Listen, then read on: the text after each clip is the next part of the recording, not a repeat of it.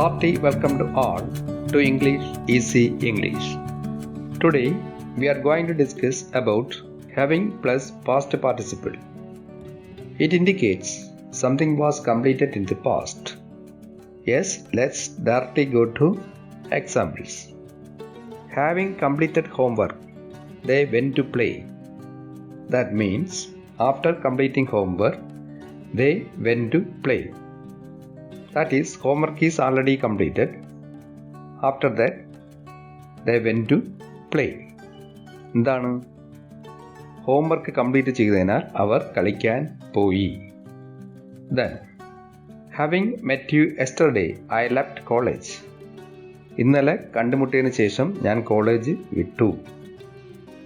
Met is the third form of meet. Three forms are meet, met, met. Having convinced his ability in cricket, I enrolled him to a club.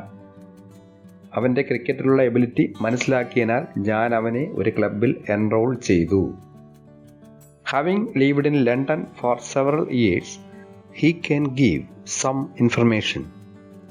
That means he lived in London for several years. So, he can give many information about London. Another example, having read the report, I can see a few areas for improvement. Report വായിച്ചിട്ടുള്ളതിനാൽ കുറേ improvement പറയാൻ എനിക്ക് കഴിയും. Read is the third form of read. Read, read, read. Spelling is same but pronunciation is different. Read, read, read. Next, using not with having. Not having read the report, I can't give you any details. Report വായിക്കാത്തതിനാൽ എനിക്ക് എന്തെങ്കിലും details തരാൻ കഴിയില്ല. Not having completed the work, they couldn't go home yesterday. Work complete ചെയ്യാത്തതിനാൽ ഇന്നലെ വീട്ടിൽ പോകാൻ കഴിഞ്ഞില്ല. That actually means they didn't complete the work, so they couldn't go home yesterday.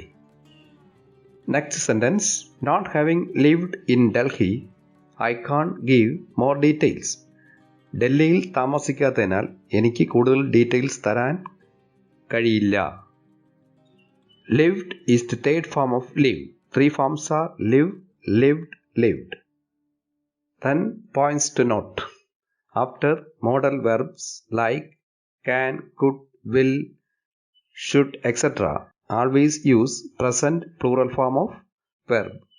That is V1. Thank you for watching. If you like this, please don't forget to subscribe. A short break. Goodbye.